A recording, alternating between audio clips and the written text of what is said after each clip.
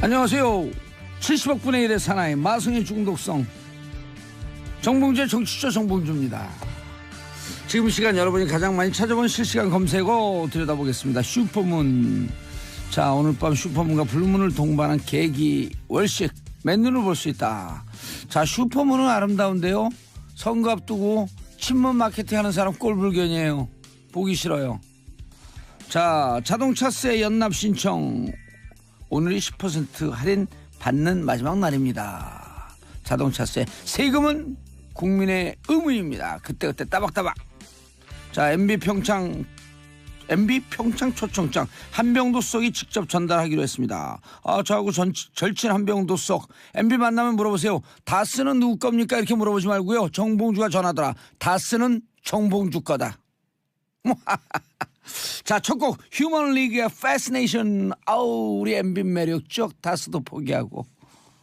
정봉재 정치쇼 일부 뉴스 브리핑 정상근 미디어오늘 기자 자리하셨습니다. 네, 안녕하십니까. 미디어오늘 정상근 기자입니다. 예, 무슨 팟캐스트 하죠? 저요? 미디어오늘에서 관훈클럽? 저 미디어오늘에서 하는 건 아니고요. 예. 그 김용민 PD가 하는 하시는. 거고. 네. 김용민 PD는 미디어오늘에서 하는 거라고 미디어오늘 팔아먹고 다니던데? 아, 그래요? 예. 네. 서로 팔아먹히는 거지 뭐. 사는 사람이 없는데 이게 뭘? 엄청 잘 팔려요 관훈클럽. 예, 되게.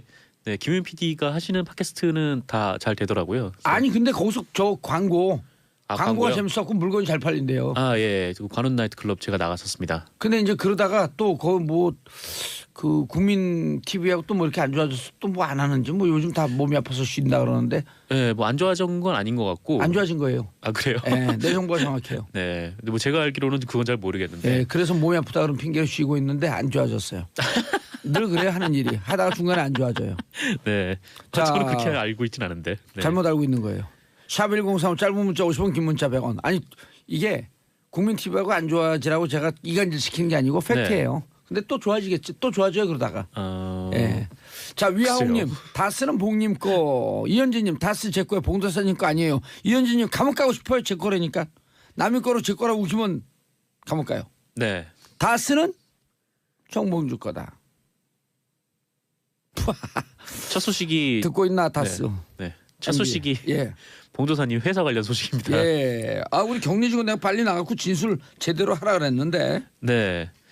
다스 비자금 조성 의혹을 수사 중인 검찰이 예. 그 다스의 전 격리 직원 조모 씨를 조모 씨를 피의자로 전환을 했습니다. 참건에서 이제 피의자로 전환됐죠. 네, 특가법상 횡령 혐의가 적용이 된 것 같은데. 그렇죠. 이러면 10년 이상 그 무기징역인데 액수가 크잖아요. 120억. 액수가 어마어마하죠. 예. 120억이니까. 자, 이거 유죄로 확정되면 25년 삽니다. 조모 씨. 진실대로 얘기하셔야 돼요. 그러니까 본인이 한 게 아니라 그냥 시키는 대로 했으면은 조모 씨가 그렇죠. 받는 형량은 굉장히 낮아지죠. 형량이 아니라 그 정도면 이제 뭐 불기소하는 거죠. 네. 진실대로 얘기했으니까. 진실대로 얘기했으니까. 반성하고. 네. 지금 그렇습니다. 그 서울 동부지검이 지금 이거 다스 횡령 의혹 관련된 사안을 조사를 하고 있는데 조 씨를 30일 날 불러서 참고인으로 불러서 조사를 했거든요. 근데 이후에 이제 피의자로 전환을 했고요. 이 격리 직원 조모 씨는 다스 비자금 관련 의혹의 키맨으로 꼽히는데 말씀하셨듯이 다스의 120억 원을 그 횡령한 것으로 알려진 사람이기 때문입니다. 뭐 이후에 하지만 뭐 횡령 사실이 들켰음에도 회사를 잘 다녔죠. 그때 그만두려고 그랬더니 회사에서 설득했다 그러잖아요. 네, 계속 다니라고. 그 전 다스 직원의 증언인데 그 조 씨가 회사를 그만두려고 했지만 윗선에서는 계속 다니라고 종용을 했다. 횡령을 한 사람을. 참 좋은 회사예요. 그 누구 회사라고요? 다스가 누구 거라고요? 일단 뭐 그 인으로 인으로 회사를 경영하는. 그렇죠. 정봉주 거예요. 네, 그렇군요. 얘기해 보세요. 다스 누구 거? 봉도사님 거. 땡큐. 8조니까요. 그럼 조만간 800만 원 정도 뜯어줄게. 800만 원. 아니 검사소 내 거니까 아무도 손대지 마라 이제. 수사 금지. 수사 종료. 네, 그냥 대답만 하는 것만으로 800만 원을 번다고 생각하니까 기분이 되게 좋아지네요. 그럼 조금 더 줄까요? 80만 원. 80만 원 더. 네, 880만 원. 그렇죠. 부가세 별도. 다스 누구 거? 네, 봉도사님 거. 네. 우리 PD도 달래요. 서현 PD, 김서현 PD 줄까요? 다 나눠줄게 다. 처음엔 기분이 좋다가 갈수록 이렇게 허무해지는 느낌은 뭐죠? 아니요, 8조니까요. 그렇게 800만 원씩 갖고 받고 싶은 사람들 다 저한테 문자 보내주세요. 010-4336-0515. 그럼 800만 원씩 다 나눠드릴게요. 내 거 확인되는 순간. 아 그렇군요. 그러면 네. 다 나눠줘요 다. 저 잠깐 문자만 보내고 브리핑하겠습니다. 아니 8조 나눈 게 800만 원 하면 몇 명이죠? 아 제가 산수에 약해가지고 100만이니까 1000만, 억, 10억, 100억, 1000억, 조. 오 100만 명. 100만 명이요. 100만 네, 100만 800만 명. 원씩 100만 명한테 나눠줄 수 있는. 나눠줄 수 있습니다. 아 기분 좋다. 네. 이게 왜 그래서 기분이 왜 좋은지 모르겠지만 자 조 모양 오늘 피의자로 전환됐습니다. 전환됐고 네. 이제 소환하나요? 뭐 구속영장이 청구될 가능성도 있다라는 지금 보도가 나왔는데, 종착점을 향해서. 네. 예. 이제 구속영장이 청구가 되면은 예. 아니면 그 전에라도 이제 본인이 진술을 할 가능성이 높죠.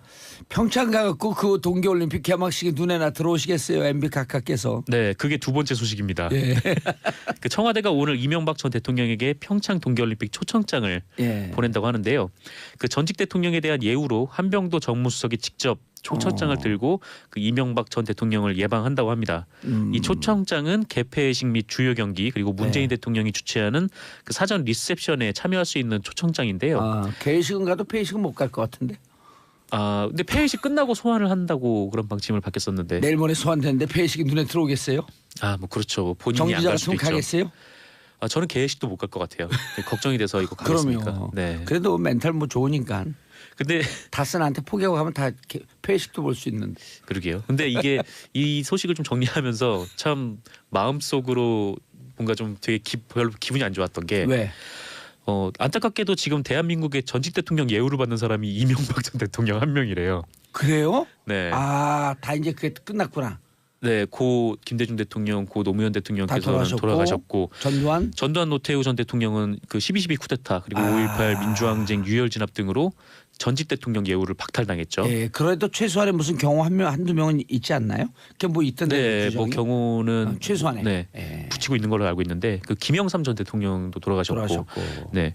그리고 박근혜 전 대통령은 지금 탄핵이 됐기 때문에 전직 대통령 예우를 받지 않습니다. 예. 그래서 이명박 전 대통령만이 전직 대통령 예우를 받고 있는 상황인데요. 근데 이제 유죄 확정되면 그거 박탈되죠 또. 그럴 가능성이 높죠. 아하. 네, 그러면 대한민국의 전직 대통령 예우를 받는 사람이 없는 상황이 일어날 수도 있는. 네. 뭐 그게 중요한 건 아니지만요. 중요해요. 왜냐하면 문재인 대통령 잘하시고 4년 뒤에 퇴임하면 전직 대통령으로 유일해요. 그러네요. 아무 비리가 없기 때문에. 네. 뭐로 갖다 씌워도 안 되니까. 그럼 그럴 이유가 없어요. 왜냐하면 그 다음에 또 문재인 대통령하고 같은 당에서 정권을 잡게 되면 문제가 없죠. 아니 다른 당이 잡아도 수사를 하려다 할 게 없어요. 그렇죠. 뭐 문재인 대통령이 뭐 지금까지 살아온 궤적을 보면은 그럼요. 계속 그렇게만 해오시면은 그렇게 뭐 문제가 될 건 없을 것 같은데. 2007년 8년 퇴임하고 난 다음에 얼마나 뒤졌겠어요. 잡아놓으려고. 네, 맞아요. 네. 그때 뭐 노무현 전 대통령 관련돼서도 그 지금 뒷얘기가 지금 나오지 않습니까? 네, 언론 보도에 따르면 이명박 전 대통령 측은 본인이 평창 동계올림픽을 유치한 점을 홍보를 하기 위해서라도 뭐 행사에 참석하는 방안을 검토하고 있다고 합니다. 네. 아니 근데 이제 이렇게 전직 국가에 기여한 공이 있고 그러게 되면 기소하고 그러더라도 그런 걸 감안해서 형을 좀 깎아주죠. 예를 들어 15년형 나올 걸 14년 6개월 살린다든지 한 6개월 정도 깎아주지 않겠어요? 20년 살 거면 19년 6개월 정도 되게 행복해 하시는 6개월 깎아주니까. 그렇게 희망적인 얘기는 아니네요. 아니에요. 이게 마지막에 가석방 6개월 받으려고 3개월 받으려고 재벌들이 법무부에다가 엄청 로비해요. 그 액수가 어마어마해요. 뭐 하루 있는 것만으로도 굉장히 고통스러우니까. 그 액수가 3개월에 뭐 억 단위 왔다 갔다 해요. 제가 들었던 정보에 따르면. 그러니까 6개월이면 큰 거예요. 그렇죠. 20년 6개월 받았는데 6개월에 한 달 더 줘갖고 19년 11개월 살아봐요. 20년과 10년과 차이가 나는 거죠. 뭐 같은 선상에서 비교가 될지 모르겠지만 제가 노무현 전 대통령이 당선이 되시고 군대를 갔거든요. 그때 군대 기한을 좀 줄여가지고 제가 한 15일 정도인가 혜택을 받는데 막 세상 다 낼 것 같죠? 너무 좋았어요. 그러면 20년 6개월보다는 20년이 좋아요. 그렇죠. 전직 대통령에 대한 예우 그다음에 평창 올림픽을 유치한 그 공으로 한 6개월 정도 우리가 깎아주는 국민 청원 운동을 하자. 6개월 DC를 위해서. 자 다음 소식. KT가 임원 수십 명을 동원해서 국회의원들에게 불법 로비를 펼쳤다고 MBC가 보도했습니다. 하는 행위도 아주 우스꽝스러워요. 뭐 직원들에게 줬던 그 상품권을 다시 그러니까 계열사에서 상품권을 사요. 예. 그러니까 뭐 이거는 뭐 영업용도로 쓸 거야라고 하면서 상품권을 쭉 산 다음에 본사에서 모아. 네 그거를 깡을 해. 그렇죠. 깡을 하는 거죠. 깡을 해서 현금을 본사로 보내면은 자, 깡을 우리말로 뭐라 그래요? 뭐라고 할까요? 그거를 할인 매각. 할인 매각. 그렇죠. 네. 어쨌건 이 상품권을 현금으로 바꾸는 거죠. 예를 들어서 10만 원짜리 상품권을 한 9만 5천 원에 팔고 9만 5천 원 팔고. 그래서 네. 가끔가다 이제 이 길거리에 무슨 조그만 노점 같은 데 가면 상품권 팝니다 이렇게 해고 나오는 데가 있어요. 예. 그때 그런 데 가보면 10만 원짜리를 9만 7천 원, 9만 8천 원 이런 데 팔거든요. 조금 싸게. 조금 예. 싸게. 근데 그거를 이제 9만 5천 원이나 9만 원에 깡을 해고 사는 거지 그분들이. 네네. 그리고 다시 일반인들에게 파는 이런 과정이에요. 처음 들어보죠 이런 얘기. 예. 뭐 그렇게 해서 상품권을 사본 적이 없어가지고. 이 세상에 온갖 걸 다 알아요 제가. 네 그렇군요. 다스도 잘하시고.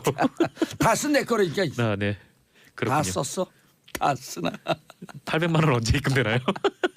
100만 명 계좌 번호 받는 것도 힘드네. 네.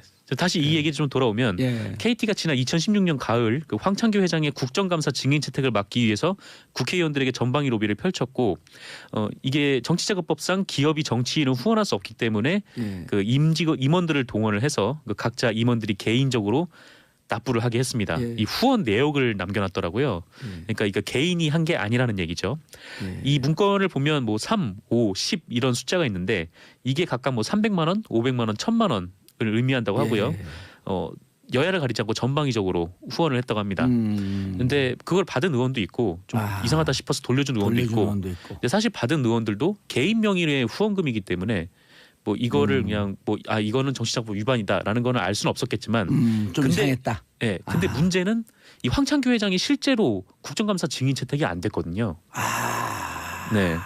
그래서 그 로비가 이거를 먹힌 거네. 네, 그렇죠. 이게 만약에 그 황창규 회장의 그 채택을 방해한 사람이 있다면 아마 그 사람은 뭐 KT에서 이 돈이 흘러 들어왔다는 거를 알고 있을 가능성이 있지 않을까. 알겠습니다. 네, 제가 경찰이 아까, 수사 중입니다. 예, 제가 아까 돈들 그 800만 원씩 준다 그러니까요. 네. 지금 제 전화번호가 난리가 났어요. 6787님. 저도 부가세 포함한 걸로 부탁드립니다. 3294님. 봉도사님 저도 880만 원 주세요. 하나은행 458. 네. 계좌번호까지. 네. 2068님 방송 들었으면 8만 원 880만 원 꼭 주시길. 봉도사님 저도 주세요. 정치쇼 액정자 0204 8만 원만이라도 넣어주세요. 기부하겠습니다. 난리 났어요. 지금 돈 달라고. 네, 그렇습니다. 네. 이분들이 모두 다 저거 하면 되겠다. 청와대 그런 거 갖고 장난치면 안 되지.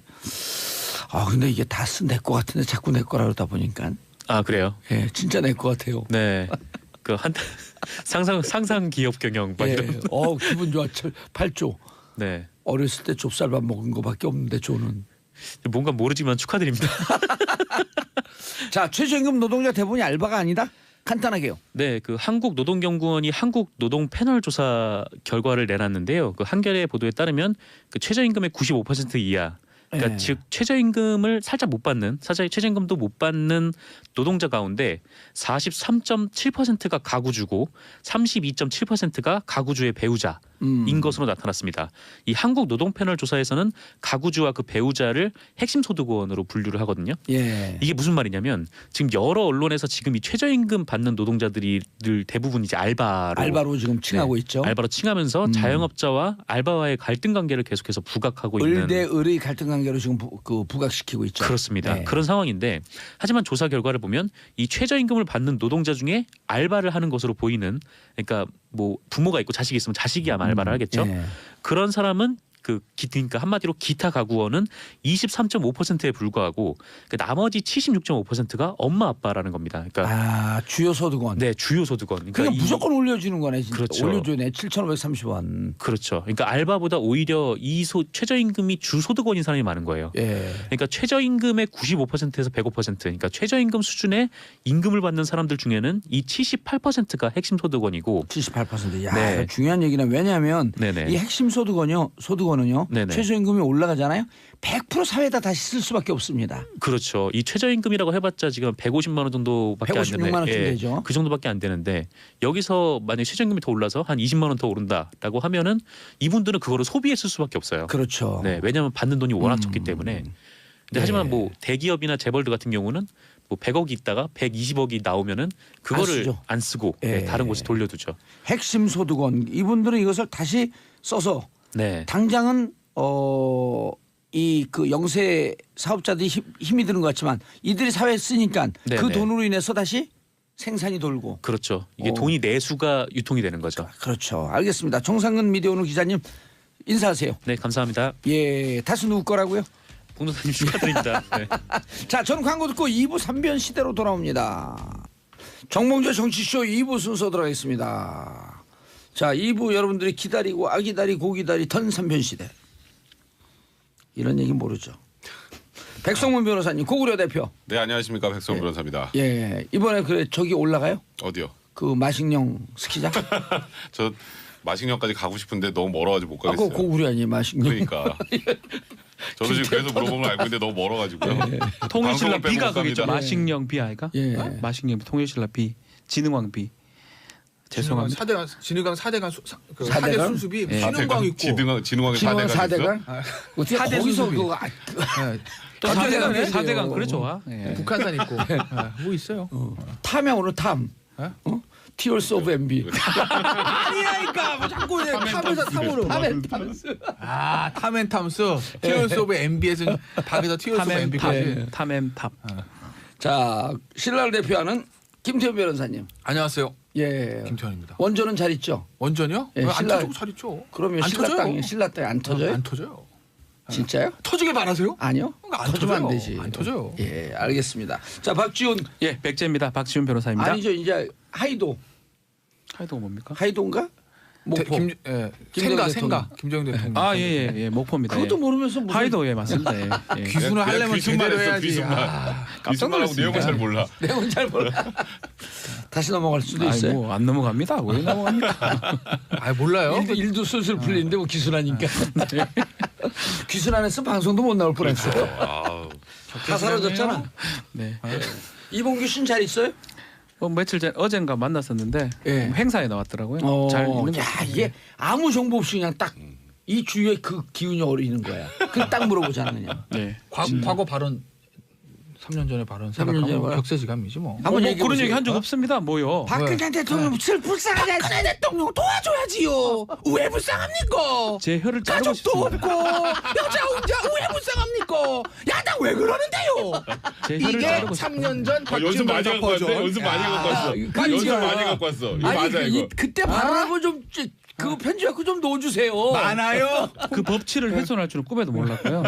제가 진짜 혀를 자르고 싶습니다. 면회 한번 가보시죠. 가서 진짜 욕을 진짜 하고 싶습니다. 왜요? 왜 우리나라를 이렇게 엉망으로 만들었냐 하고 싶습니다. 아 그때 제대로 힘듭니다. 엉망으로 만들려고 지금 응원했잖아요. 약간 떨고 있어. 몰랐어요. 아 국정농단 하라고 응원한 거 아니에요? 아닙니다. 그 정도로 지금 최악인지는 꿈에도 몰랐습니다. 예. 자, 아유 삼전 시대도 이제 통일이 됐어요. 이제 곧 통일이 되고 이제 큰 변호사들 다 없어지고 이제 각자 생업에 종사하자. 자 서지영 검사. 아 네. 제가 어제 참. 어제 그 페이스북에 썼거든요. 이래서 안태근도 쫙 풀어줬죠.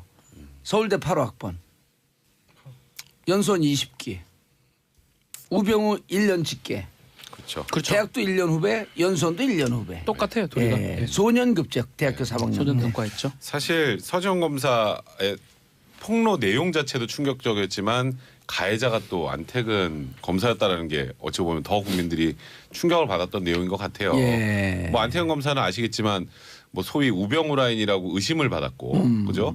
뭐 그 국정농단 야, 당시에 변호사하고 확실히 이 진행자하고 틀린 나는 우병우 라인 그런데 우병우 라인이라고 의심을 받았고 아, 그럼요. 살짝 빠져나가네. 저도 갈 때 이렇게 나갈 때는 나갈 길은 또 아하. 해놓고. 근데 그때 국정농단 당시에 우병우 수석하고 뭐 1000여 차례 넘게 통화를 하고, 그렇죠. 많이 한 날은 하루에 한 20번 넘게 통화를 하고. 검찰국장이라고 하는 포지션은 검찰 내에서 모든 그렇죠. 수사하고 있는 정보가 그쪽으로 다 다 모이는 거 모이잖아요. 아니에요. 그러니까 이게 사실상 검찰에서 뭘 하고 있는지 훤하게 볼 수 있게 해준 것 아니냐라는 예. 의심을 받았고, 그리고 나중에 또 그 뭐였죠? 중앙지검장하고 이영렬 중앙지검장하고 또 돈봉투 예. 사건이 연루가 돼서 이제 면직이 됐죠. 그래서 지금은 일단은 검사는 아닙니다. 아, 근데 서지영 검사가 얘기했던 게 이제 2010년 10월 30일이었는데 예. 그 당시에 법무부 장관과 함께 왔던 법무부 좀 높은 사람이 사실 안태근 검사였던 거고요. 예. 사람들이 굉장히 많이 보고 있었다 그럽니다. 그다음 법무부 장관 옆에 앉아 있고, 예. 그 다음에 옆에 안택은 검사가 앉아 있고 그 옆에 이제 서정 검사가 앉아 있었는데 손을 이렇게 등 뒤로 와서 등과 엉덩이를 뭐 한참 동안 근데 이 서정 검사가 거기서 몸을 피하려고만 했었대요. 왜냐하면 법무부 장관도 있고 검사들도 많고 다른 검사가 문제 제기를 해주길 바랬는데 그 많은 검사들이 전부 침묵으로 일관했다. 그리고 문제는 거기서 끝이 아니라 이제 내부에서 좀 문제 제기를 하니까 저희 안태근 검사 통해서 좀 어떻게 사과하게 해주겠다라고 중간에 한 명 껴 있었는데 뭐 사과는 당연히 받지 못했고요.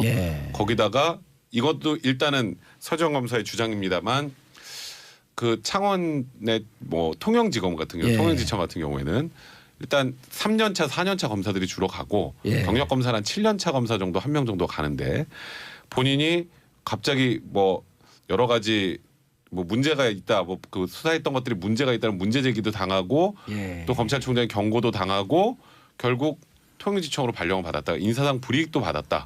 그게 몇 년 차쯤 때였어요? 그거는 2015년도에 15년 14년도 직무 감사를 받고요. 저 누구죠? 저 안택은 전 검사가 검찰국장 할 때. 국장 할 때죠. 그러니까 이제 인사를 쥐고 흔들죠. 그러니까 이게 뭐 평검사 인사권. 모르죠. 인사를 했는지 안 했는지 나쁘게 작용을 했는지 알 수 없지만 확실한 거는요. 여주지청의 여주지청장이 누구였습니까? 윤석열 지검장이었고요.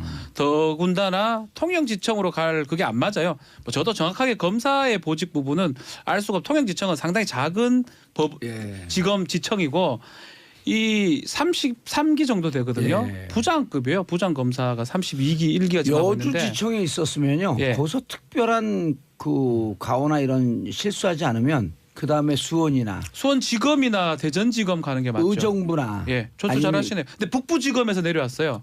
북부지검에서 그런 의정부로 다시 그 다음에 성남이나 이렇게 그 밑으로 가는 게 거죠. 맞죠. 맞는데 통영지청에 경력검사로 갔는데 원래 지청에 경력검사가 한 명 정도 있어요. 7년짜리 5년 7년짜리 있는데 15년짜리 14년짜리를 그 밑에 내리는 거예요. 그 밑에 또 경력검사 한 명 있고 그게 일반적 관행하고 안 맞다라는 거예요. 경력검사 한 명만 있으면 되는데 15년짜리가 지청장하고 비슷해요. 지금 몇 년 차이 안 나요. 창원에 무슨 마약 사건이 있었나?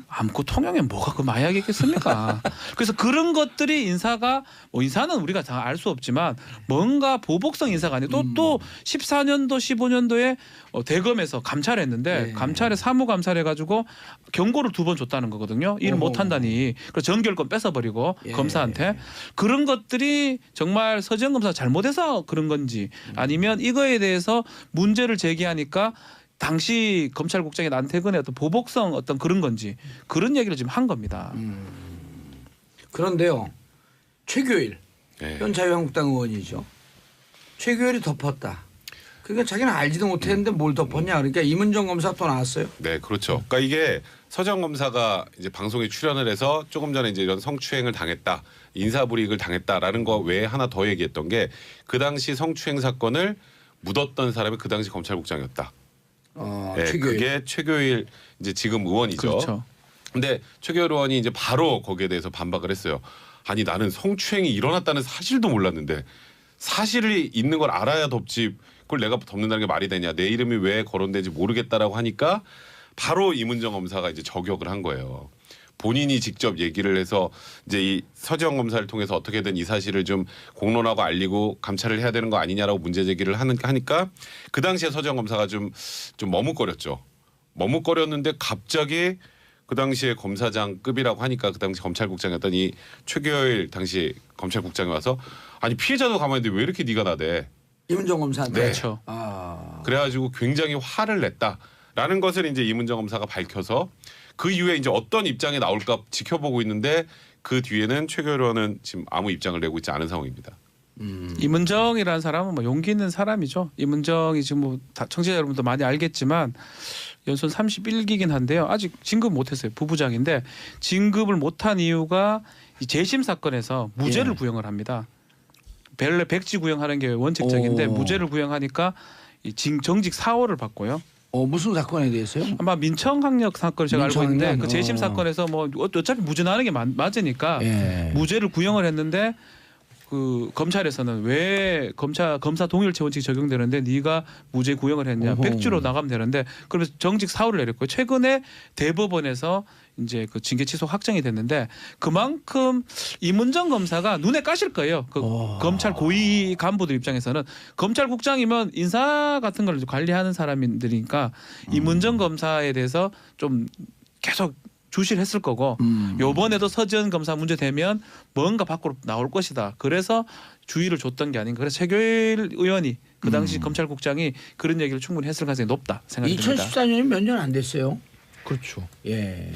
근데 이제 이문정 검사, 서지현 검사 이게 이제 이른바 그 한국판 미투 운동인데 예. 아, 이문정 검사는 뭐 아니죠. 이제 네, 미투가 아니고, 이제 도와준 거죠. 네, 도와준 도와줬고 오늘 또 이재정 의원이 예. 나도 당사자다. 당사자인 듯하게 남겼죠. 근데 예. 뭐 당사자라고 딱 그러니까 확정은 안 했고. 이재정? 이재정 의원은 뭐 국회의원? 검사를 하신 분은 아니죠. 변호사죠. 네, 변호사인데. 경북대 출신에. 예, 이게 이제 네. 법 저 쪽에 대학 이제 뿌리 깊은 좀 그런 문제들. 예. 그런 이제 이재정 의원이 명시적으로 내가 당했어 이건 아닌데 혹시 그렇지 않을까라는 이제 의혹을 가질 수 있는 거죠. 예. 그러니까 이재정 의원도 아마 저 개인적으로 전 모르지만 의정 활동하는 스타일을 보면 만약에 이제 본인이 정말 그때 당하신 게 마지막 아마 미투 운동에 동참하실 것 같아요. 예. 아마 그렇긴 한데 이게 이제 중요한 건 안택은 당시 검찰국장 예. 이 처벌을 할 수 있냐 없냐 이게 문제인 거 아니에요? 쉽지 않죠. 쉽지 않은 쉽지 게 않은 게 못하죠. 그러니까 두 가지인데 하나는 가장 중요한 거는 그거 아니겠습니까? 저 강제추행. 예. 강제추행 안 돼요. 그러니까 왜 안 되냐면 강제추행이 지금은 이제 비친고죄예요. 그러니까 고소 안 해도 처벌할 수 있어요. 근데 예전에 친고죄였다는 거예요. 2010년이니까요. 그게 이제 언제 바뀌었냐면 2012년에 바뀌었는데 예. 2012년에 바뀔 때 형법 부칙에 보시면 지금 이 법이 개정된 이후부터 적용된다 이렇게 돼요. 아. 그럼 그 전에는 예전 걸 친고죄라는 게 적용하는 거거든요. 반의사불벌죄인가요? 아니 그 아니요. 고소를 해야 아, 수사지가 고소를 쓰는 해야만. 거죠. 그럼 이건 2010년 사건이니까 그때는 친고죄니까 고소를 해야 됩니다. 아. 근데 고소를 안 했잖아요. 고소 기간이 그러다가 6개월이에요. 네. 또. 그러니까 고소기간 끝났어요, 6개월 도과돼서 안 되는 거고 예. 그러니까 강제추행은 원칙적으로 안 되고 예. 하나는 제가 이제 쉽지 않다라고 여지를 남기는 건 뭐냐면 이제 직권남용 때문에 그런데 직권남용 공소자 7년이거든요. 예. 그러니까 예를 들어서 서지현 검사의 어떤 인사에 대한 것, 그러니까 저 성추행은 팩트인 것 같아요. 팩트라고 저는 봐요. 예. 99.999% 100이라고 할 수는 없으니까 99.99% 팩트라고 보는데 100이라고 해주면 안 돼요? 그냥 그러죠 뭐. 예, 100으로 할게요. 왜 제가 그렇게 말씀드릴지 조금 더 말씀드릴게요. 예. 너무 쉽게 넘어가네. 편하게 넘어오네. 아니 강제추행. 왜냐면 서지현 검사 너무 억울하니까. 그거는 제가 왜 그러냐면 그러니까 어차피 강제추행 100% 봅니다. 저는. 예. 그거는 처벌이 안 돼요. 형식상. 그런데 이제 인사의 문제는 앞서 박지훈 변호사도 조금 얘기를 했지만 아직 확실한 건 아니거든요. 몰라요. 예. 야, 서울에 있으니까 지방 한번 가야 되는 거 아니야? 그러니까 북부 있다가 여주가 이럴 수도 있단 말이에요. 예. 그러니까 그거는 조사를 해봐야 되는데 그게 만약에 부당한 인사 조치였고 거기 배후에 입에 뱄어요. 우병우가 안태근 전 검사가 있다고 하면 안태근 전 검사 직권남용으로 처벌될 여지도 있죠. 그러니까 그건 좀 열어두는 거고. 제가 이제 이걸 팩트라고 본 이유가 뭐냐면 두 가지예요. 그런데 그 이조라고 넘어가면 이제 우리 사실 그 애청자 청취자분들하고 이게 법이라고 하는 것이 국민 상식을 네. 명문화시켜 놓은 거 아니에요? 예. 국민들은 지금 야 이렇게도 처벌 안 받으면 그러고 있는데 어쨌든 문무일 검찰총장이 대단히 위중한 사건이다. 그렇죠. 그러니까 문무일 검찰총장 얘기는 예. 위중한 사건이죠. 그러니까 그러니까 진상조사 처벌은 별개의 문제예요. 그렇죠. 일단 진상조사 네. 해보자. 진상조사 해봤더니 이러이러해서 처벌할 수 없습니다. 그런데 그건 팩트입니다라고 하는 것과 이런 사건 같은 예. 경우에 수사는 안 하죠. 아니 공수 이미 다 안 되는데 못하고 아니 직권남용에 대해서. 아니 그러니까 직권남용도 마찬가지고 강제추행도 마찬가지고 수사는 못하죠. 아예 안 되는 거니까. 근데 조사는 다르거든요.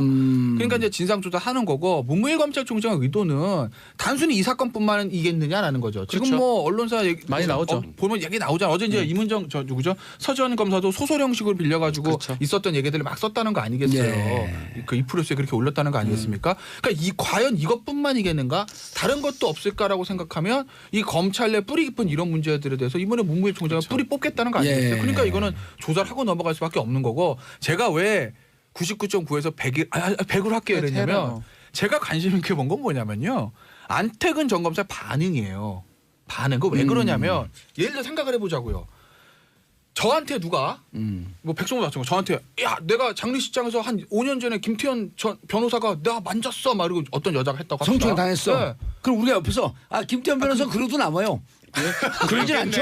그랬겠어. 근데 내가 진짜 억울합니다. 나 안 했어. 예. 그럼 주변 물어보면 알잖아요. 그때 있었던 사람들 물어보면 다 그럼 CCTV 나오잖아요. 있을 때 CCTV 돌려보자 그러면 돼요. 그리고 그때 있었던 누군지 뻔하니까 물어보면 다 나온다고요. 예. 그럼 뭐라고 반응할 것 같아요? 야 말이 돼? 술집도 아니고 화난 장례식장이야. 예. 우리 선후배들 다 보고 있는데 내가 거기서 했다는 게 말이 되냐?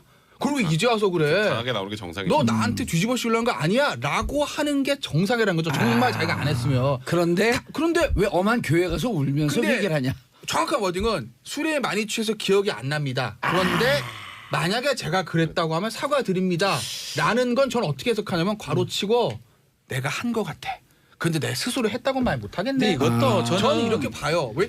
반응이 그렇지 않습니까? 이래 얘기하면 안 돼요. 이 자범들의 성추행범 그러니까 자범들이 이제 답변한 반응을 수준이거든요. 보면 안택은 전 했으면 했다 검사도 그래야죠. 자범위적으로 안태근이 성추행했으면 자범위적으로 아니, 그러니까. 고귀한 범이에요? 아니요 검사잖아요. 조사하는 사람이고 지들이 죄송합니다. 그 사람들이 조사했던 강제추행범이라 성추행범들이 이렇게 얘기합니다. 술에 취해가지고 잘 기억이 안 납니다.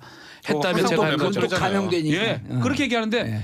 안택은 검사를 했던 사람이고 검사장, 아주 높은 검사장 아주 높은 출신이죠. 검찰국장까지 검사장이죠. 이게 정권이 안 바뀌었으면 뭐 대법관 뭐 검찰총장 이것도 검찰총장 가능했던 영순이에요. 가능했던 사람인데 그런 사람이 지금 이런 일이 일어났으면 저 김태현 변호사 말대로 그 당시에 그 많은 목격자들이 확인해 가지고 네가 했다. 그럼 했다고 미안하다고 얘기한 게 맞죠. 그리고 안태근 검사가 왜 이렇게 미지근하게 반응을 할 수밖에 없냐면 그날 보는 눈이 너무 많았잖아요.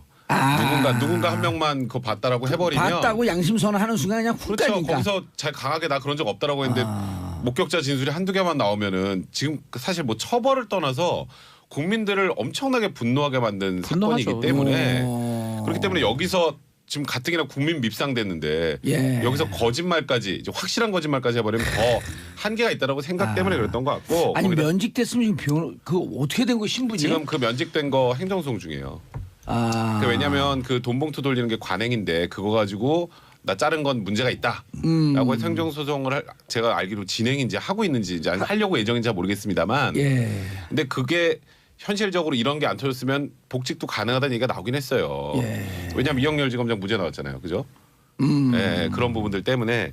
근데 지금 이 사건이 터져서 이제 쉽진 않을 것 같고. 쉽지 않고. 그리고 이제 그러면 옷을 벗으면 변호사 개업을 해야 되는데 이렇게 되면 대한변협에서도 네, 서울변협에서 저희는 저희가 2년간 지금 변호사 금지 상태로 있어서 2년간 면직되면 안 아, 되거든요. 그래요? 그래서 제가 안택은 변호사라고 안 하고 안택은 전 검사라고 아, 하는데 그래서 지금 이제 변호사 등록이 안 돼요. 중앙 그 서울 지방변호사에 등록을 해가지고 거기 예. 심사를 하는데 일단 면직됐으면 직무상 2년간 등록을 못 하고요. 아 이정렬 부장판사는 각하시키 짬뽕했다고 지금 변호사 못 하고 이제 있잖아요. 곧 되겠죠, 뭐. 예. 안 될라나 모르겠습니다. 하여튼 뭐 이정렬 법이 있기 부장판사 내가 때문에. 당신 응원했어. 나한테 감정 있는 건 다 풀어. 뭐가 있으신가 보죠? 있죠. 이 내가 방송 한번 화를 열심히 냈지. 듣는데 이정렬 전 부장. 내가 한번 화를 아니, 냈지. 댓글을 달아요. 네. 자꾸 듣고 우리 틀릴까봐. 아 이정렬 부장판사 되게 걱정을 해요. 우리 틀릴까봐. 디테일에 화. 저번에 김태현 변호사 틀렸거든요. 한번 틀려가지고 바로 나갔잖아요. 나갔어요. 틀려가지고. 지금도 듣고 있을 거예요. 아 듣고 디테일에 있으면 화신이에요. 듣고 있으면 댓글 하나 달아줬으면 누구 좋겠어요. 이정렬 판사? 아니, 분명히 듣고 있어요. 듣고 있으면 듣고 있어요. 모르면서 변호사들이 거짓말한다면서. 아 이정렬 사무장? 예, 사무장 듣겠습니다. 듣고 있나 이정렬? 곧 그래. 변호사 되겠죠 이제. 그러면 예. 부장 변호사 시켜야 돼. 부장 변호사. 자, 근데 문민님 안태근 검사 교회에서 울면서 회개하던데 당사자에게 진심으로 울면서 사과하길 바랍니다. 같은 여자로서 엄마로서 너무 분노합니다. 이거 간증하는 거 보셨어요? 봤죠 다. 그 내용을 유심히 보면요. 그러니까 간증이라는 거 자체는 아 내가 이렇게 많은 죄를 져서 회개합니다. 근데 누구 가르치는 것 같아요. 무슨 아니, 어디 특강 온 줄 알았어. 가만 들어보면 내가 너무 억울하게 그러니까. 지금 이런 검찰에서 내보내지는 이런 고통을 당했습니다. 이것도 교만해지지 말라는 하나님의 뜻을 알겠습니다. 이런 내용이 있기 때문에 무언가 본인의 행동을 반성하는 내용은 전혀 없어요. 아니 그래 안수기도 할 때도 뭐 누구 특강하러 온 줄 알았어. 나는 교회에. 예? 근데 난 전두환 전 대통령이 너무너무 싫어요. 그런데 그 사람이 한 얘기 중요한 말이 있어. 우는 남자 믿지 마라. 그런 말을 했어요. 그러면 노태우가 울었거든요. 그 호언 조치하면서 노태우에게 물려줘요. 그래 이제 체육관 선거로 대통령 될 것 같은데 노태우가 무릎을 꿇고 울어 감사하다고 그러니까 전두환이 사람들 다 간 다음에 야 남자가 울면 믿지 마. 우는 남자 믿지 마라. 우는 남자 있어요. 우리 주위에 많아요. 티얼 오브 기자. 아, 맞아. 왜 입고 있었어요? 아 오늘 탐이야. 티어스 오브 MB. 일단은 검찰 문화 저도 사실은 예. 이런 얘기를 여자 검사들 아는 사람들 많이 좀 듣긴 들었어요. 근데 그가 많이 바뀌었어요. 한 40% 정도가 지금 신임 검사들이 여성이거든요. 그러다 보니까 예전 문화 판사는 더 많아졌다 그러더니 판사는 좀 더 많죠. 공부를 더 잘해요. 여자 그럼요. 검사들, 실제로 더 판사들이. 잘해요. 그래서 이제 예전에 옛날에 우리 한 10년 전에 연수원 다니고 이럴 때는 폭탄주 문화 이런 게 있으면 여자들 좀 빼고 뭐 이런 것들이 있었거든요. 사실은. 근데 그런 것들이 앞으로 사실 바꿔야 되는데 검사가 여자라고 그러지도 말고 이렇게 공식호칭 여성분 이렇게 여성분 검사, 그렇지. 여성 여성분들. 검사, 여성분들. 검사. 그래서 이제 앞으로 이 문무일 총장이 진상조사하는 게 그걸로 끝나는 게 아니고 검찰의 많은 문화를 좀 바꾸는 계기가 되지 않을까. 이 예. 검사 동일체 원칙 예. 이것 때문에 그 군대보다 옛날 법에 있었어요? 법에 옛날에 있었죠. 오. 상명하복 관계예요 검사가. 그러다 보니까 서지현 검사가 저렇게 TV 나와서 하는 거 저는 너무너무 놀랄 일입니다. 어떻게 검사가 거기 나와서 얘기를 세상이 합니까? 변했다는 거죠. 바뀌어도 너무 바뀐 그리고 거죠. 2달 병간했죠. 그렇죠. 네. 아니 그래서 제가 어제 제 페이스북에다가 그때 당시에 만약 다른 사람들이 다 인정을 했다 손치더라도 못해요. 안태근 검찰국장을 누가 수사를 했겠냐. 그러니까요. 어? 내가 그러면서 검사들에게 물었어요. 당신들 대답해봐라. 이거 제19 감사기로 끝냈고 이런데도 공수처 반대할래? 그러니까요. 그 당시에 목격한 검사들이 그렇게 수도 없이 많았음에도 불구하고 예. 그냥 넘어갔던 게 우리도 결국 넘어가죠, 그런 이유죠. 그냥 광고 이제 듣고. 다음 시간에 하죠. 네. 광고 듣고 넘어가겠습니다. 채널 고정하소서 3부에 돌아옵니다. 정봉주의 정치쇼 3부 순서 돌아가겠습니다. 3부 3변시대 백성문 변호사, 박지훈 변호사, 김태현 변호사 함께 오고 계십니다. 자, 서지현 사건. 네, 그 제가 간단하게 예, 마무리할게요. 안태근을 처벌할 수 있냐 없냐가 이제 핵심이에요. 네, 일단은 안태근 전 검사를 이 성추행 부분으로는 일단은 처벌 못합니다. 근데 과연 인사당 불이익을 줬느냐 그게 만약에 밝혀진다면 뭐 직권남용으로 처벌할 수 있는 개연성도 있는 정도.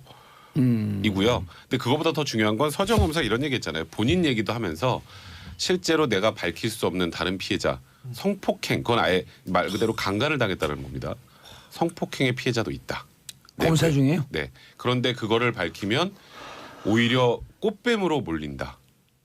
뭐 잘 나가는 검사를 잡아 끌어내리는 꽃뱀으로 몰린다. 그러니까 이 조직이 변화해야 된다. 약간 이런 취지 얘기를 했단 말이에요. 그러니까 물론 뭐 처벌을 누군가를 잡아서 처벌하는 것도 참 중요하지만 검찰이 누군가가 잘못하면 처벌을 하는 기관인데 내부에서 생긴 문제는 덮어요. 그러면 내부에 생긴 문제를 안 덮기 위해서는 외부에서 이 검찰을 바라볼 수 있어야 되지 않겠습니까? 그런 의미의 공수처라면 이제 필요하지 않겠느냐라는 얘기가 나올 수밖에 없는 거고, 그래서 이게 처벌을 위한 뭐 진상조사도 중요하겠지만 제일 중요한 건 이런 내용들을 하나하나 다 파악해서 이런 일들이 최소한 검찰이 국민들의 신뢰를 이렇게까지 잃어버리면 안 되는 거 아닙니까? 그 검찰의 신뢰 회복 차원에서라도 철저한 진상조사 좀 필요한 것 같습니다. 검찰이 요즘 수사 열심히 하는 것은 이제 뭐 정상으로 돌아가려고 하는데 정치적 의미를 굳이 붙이자고 한다면 공수처 막으려고 그렇죠. 그다음에 수사권 기소권 분리하는 거 막으려고 우리가 이렇게 수사 잘하는데 경찰 넘기면 수사 잘하겠습니까? 이 얘기를 지금 메시지를 던지고 있는 거거든요. 그래 열심히 하는 거거든요. 그래서 그런데 이런 얘기 나오게 되면 그 내부 그리고 그 성폭행 당한 사람 얘기 결국은 나오거든요. 하늘 아래 비밀이 어디 있어요. 그렇죠. 이거 좀 판을 좀 키워야 된다고 봐요. 저도 판을 키워야 돼요. 그러니까 우리가 이게, 예, 얘기하세요. 검찰에만 있겠느냐 이런 문제가. 검찰에만 있을까요? 법원에도 법원 이 말, 없을까요? 법원에도 이 말이죠. 법원에도 있어요. 예. 변호사 없을까요? 대형 로펌 우리가 지금 없을까요? 밥을 먹고 있는 방송국에는 없을까요? 없을까요? 여의도는 없겠습니까? 여의도는 없을까요? 예. 오. 연예계는 또 뭐 물타기 없겠습니까? 같이 말하지 아니, 말고요. 물타기가 아니라 왜 물타기 이게 무슨 이게. 물타기야 또. 일단 검찰 먼저 하고 해야지. 그러니까 뭐 바로 하지 말자니까 내가 판을 검찰 키우자 판을 그러잖아요. 키워야 그래서 돼요. 김태현 변호사님 이렇게 계속 그러니까 판만 우리 사회에 키워가지고. 만연한 이 성추행, 예. 성폭행, 성피해자. 먼저 티얼스 오브 박. 뭐 어째가 그 소리 합니까? 아, 그러니까 검찰 덮자는 얘기가 아니라 판을 키워서 우리 사회에 만연되는 이 부분을 다 뿌리 뽑아야 되는 그럼요. 거예요. 여의도는 그리고- 없겠어요 진짜? 그리고 이게 소문들 다 있잖아요. 그러니까. 이게 제일 중요한 게 일단 남성들의 인식의 변화예요. 그럼요.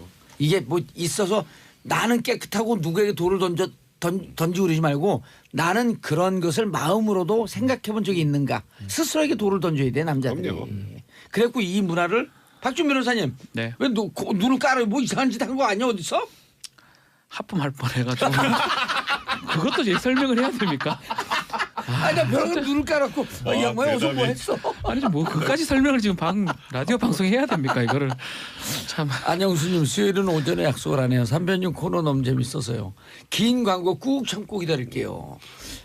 긴 광고 꾹 참고 기다리면 SBS가 먹고 삽니다. 우리도 먹고 살아야죠. 네. 그러니까요. 광고가 잘 돼야 출연료가 많이 나오잖아요. 아니 많이 그렇진 줘요? 않아요. 아니에요? 똑같이 네, 주던데? 똑같이. 아니 기대치 그냥 좀 높은 분들 듣고 있을지 우리가 그냥 그렇게 자, 질러보는 샵 거예요. 1045 짧은 문자 50원 긴 문자 100원 문자 보내주시기 바랍니다. 자 이거는 간단하게 해야 되는데 대북공작금 관련자 구속 오늘 결정? 이게 네. 뭐죠? 지금 연어 데이비드슨. 데이비드슨. 데이비슨 아니에요? 왜 데이비드슨? 아, 그러니까 굉장히 어렵게 만들어놨어요. 이게 발음이 데이비드슨 데이비드슨입니다. 데이비슨. DJ. 예. DJ 관련된 뒷조사. 쉽게 말해서 연어는 그 노무현 전 대통령에 대한 뒷조사. 영어를 제대로 배워야 돼 이 사람들로. 그러니까 데이비슨 그냥 뭐야? 제가 보니까 아니 그- 데이비조 하면 딱 DJ 그렇죠. 아니에요. 근데 그럼 너무 티나니까 왜 물어봐서 너무 티나니까 D자만 맞춘 것 같아 내가 보니까 D자만 맞춘 것 같고 참 저렴한 애들. 그러니까 연어는 추측이 많아요. 연어는 예. 해외에 있는 노무현 대통령 관련된 정보를 한국으로 데리고 들어온다라는 의미의 연어라는 의미도 있고 그리고 어쨌건 노무현 이제 노무현 대통령께서 대통령이 봉하마을로 가셨으니까 예. 고향으로 갔으니까 또 그런 의미의 연어. 그러니까 뭔가 이거는 좀 추리가 되는데 데이비드스는 추리가 안 되네 그거는. 근데 그런 걸 가지고 이 뒷조사를 하는데 10억 정도를 사용했다는 거예요. 10억 정도를 사용을 해서 이제 그게 과연 이걸로만 썼겠느냐. 그러니까 지금 의혹이 나오는 게 원세훈 전 국정원장이 이제 서울에 있으면 이제 뭐 호텔 스위트룸에 있어야 되는데 예. 그거 장기 렌트비. 장기 렌트비를 그런 데로 쓴 게 아니냐라는 의혹도 좀 있는 상황이에요. 제가 아무 데도 얘기 안 한 원세훈 원장에 대한 비밀을 하나 공개해 드릴게요. 이거 뭐 큰 거네. 관용차를 타고 가요. 네.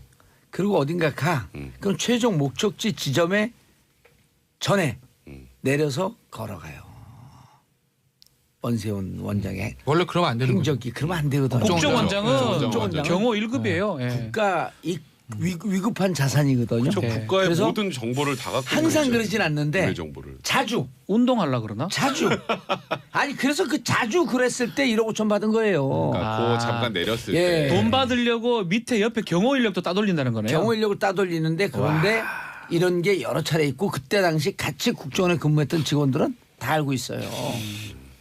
그때 부정한 짓을 하는 거예요. 그렇죠. 데이비드- 자기도 그 잘못한 건 아는 거네요. 아는 거죠. 옆에 안 보내서 하는 그럼요. 거는. 예. 이게요. 대북 공작금 10억이잖아요. 예. 저는 이거의 사용처가 되게 중요하다고 봐요. 그러니까 뭐 백 변호사 말대로 얼마 안 쓰고 나머지는 다 뭐 원세훈 원장이 꿀꺽했을 가능성도 있다 말씀하신 거 아니에요? 뭐 그 가능성도 있는데 만약에 이 10억이 다 이 작업에 썼다 그러면 이건 뭘 의미하냐면요. 이건 100% 공작이라는 거죠. 그러니까 무슨 얘기냐면 예를 들어서 뭐 전직 대통령으로도 비자문자가 확실한 증거가 있으면 수사해야 되는 게 맞습니다. 법 앞에 평등하니까. 예. 근데 이건 예예요. 예를 들어서 김대중 대통령의 비자금이 미국에 있대. 어디 있어? 이거 확실해? 예. 그럼 확인 한번 해봐. 확인 차원에서 갔다 왔으면 10억 들어요? 안 듭니다. 비행기값, 숙소비, 사람마다 밥 먹고 뭐 좀 정보비 좀 줄 수도 있겠죠. 10억까지 들겠어요? 제가 정보 활동 안 해봤지만.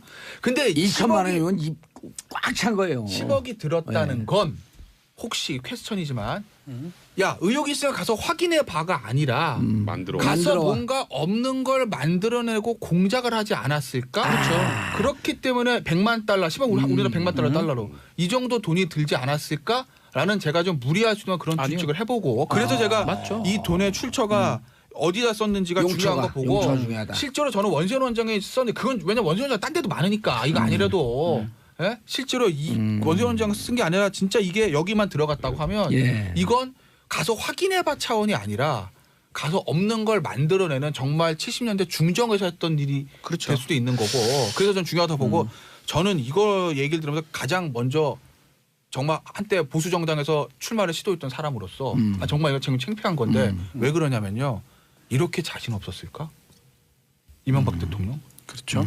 왜 오죽 자신 없었으면 이렇게까지 하려고 했을까 물론 이것이 이명박 대통령 보고가 되는지까지 아직 나온 건 아니지만 예. 500만 표 차이로 어쨌든 대선을 승리했던 사람이 소고기 촉불 시위로 지지도가 그렇게 떨어졌다고 해서 이 집권 1년 차에 이렇게 자신 없었을까? 본인 스스로가 실용주의라고 얘기를 했다면 일을 해서 성과를 내서 국민 지지를 받을 생각을 해야지. 소고기 촉불 시위에 진보 세력들이 나를 흔들기 위한 그런 게 있어라고 판단해서 전직 대통령, 진보 대통령 둘을 흔들어서 그 반사이익으로 지지도를 확보해서 국정 운영의 동력으로 삼으려고 하는 그런 멍청한 생각을 어처구니 했을까? 없는 행동이죠. 그렇게 자신 없었을까라는 저는 생각이 들어서 참 저도 좀 더 부끄러워요. 나아가서 아니 근데 이명박 대통령을 지금 네. 조사하는 것을 정치 보복이라고 얘기하는 사람들은 이 대목에서 뭐라고 이게 얘기해요? 뭐 정치보복이 될 수가 있나 이게? 그쪽에 있었으니까 한번 그 심정을 그러니까 얘기해. 정치 보복 맞아요. 박용준 의원도 그러잖아요. 정치 보복이라고. 방송에 나와서 아주 당당하게 얘기하잖아. 이건 박용준 저하고 친구거든요. 예, 누구요? 박형준. 아, 예. 박영준이 아니고 네. 박형준. 박영준 장비서관이라고 정치하고 친구 안 해요. 네. 정치 보복과 적폐청산의 문의는 사실 조금 논란의 여지는 있어요. 그러니까 그건 무슨 얘기냐면 이거 얘기면 긴데 길게 네. 길게 한번 그러니까 하지 마세요. 나중에 할게요. 예. 그래서 저는 조금 더 좀 보태고 싶은 게 100만 달러 그 얘기를 하면서 대북 공작금이에요.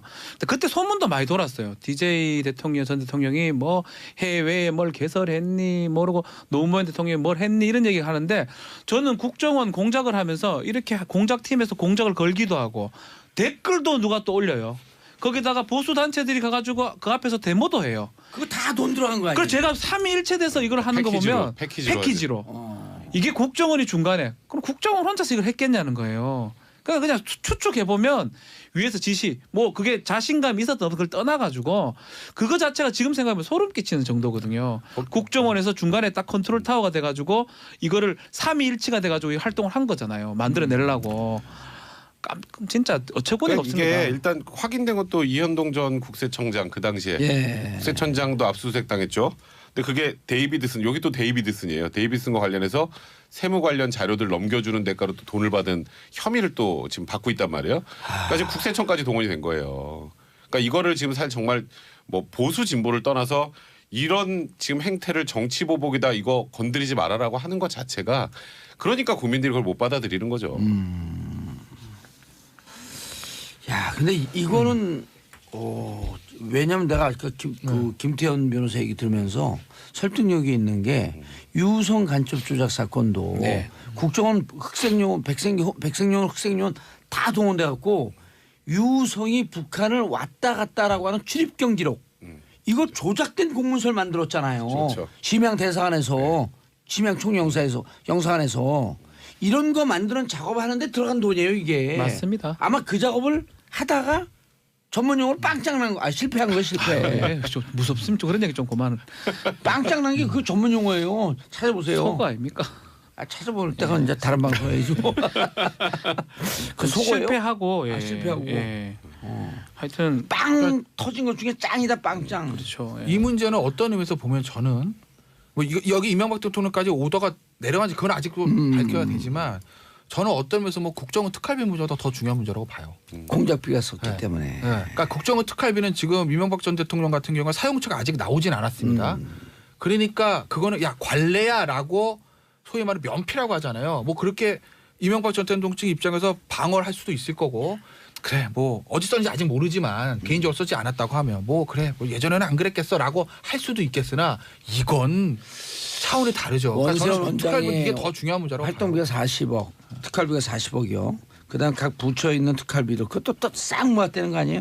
이것도 부족했고 이제 공작금까지 쓴 거야. 대북 공작금까지. 그 대북. 북한한테 가가 북한을 쓰라고 돈 돈을 그 우리 대통령한테 쓰는 게 어디 있습니까 이게. 또 흥분했습니다 제가. 너무 말이 안 돼서. 3년 전 얘기가 자꾸. 아니, 대남 공작비도 아니고. 도와줘야지요. 아니, 대남 공작비 뭐 이제. 대북 공작비를 갖고 남한을 조사를 하는 게 어디 있어요. 자 다음 이슈. 다스 비밀 창고에서 청와대 문건이 나왔다. 이게 참 재밌는 게요.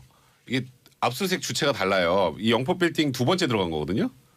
한 번은 동부지검에서 2층을 털었고 예. 요번에는 중앙에서 지하를 털었어요. 그렇죠. 아 이번 또 지하 통은 중앙에. 네, 중앙이요. 중앙은 지금 조금 전에 우리가 아까 얘기했던 그 140억 다스 140억 BBK로부터 돌려받는 과정에서 이거 직권을 남용한 게 아니냐라는 고발이 들어갔잖아요. 네. 그거는 중앙에서 하고 있는데 어쨌건 결국 이 동부건 예. 여기 중앙이건 다스가 누구 거냐가 확인이 돼야 그다음부터 수사가 진행되는 거거든요. 근데 여기에서 어쨌건 청와대 문건이 나왔다는 지금 얘기가 돌죠. 청와대 문건이 나왔다. 그리고 이게 압수수색을 할 때 지하 2층 비밀 창고는 생각도 못했어요. 그 전에도. 누군가 꼭 집어줬죠. 그러니까 콕 집어줬으니까 훅 들어간 거예요. 그냥 지하 2층으로. 거의 딴 데 들리지도 않고. 야 진짜 완전 빙고 어마어마한 문건들이 그러니까 나왔어요. 누군가가 완벽한 진술을 해준 거죠. 진술을 해주지 않으면 왜 지하 2층 뭐하러 갑니까?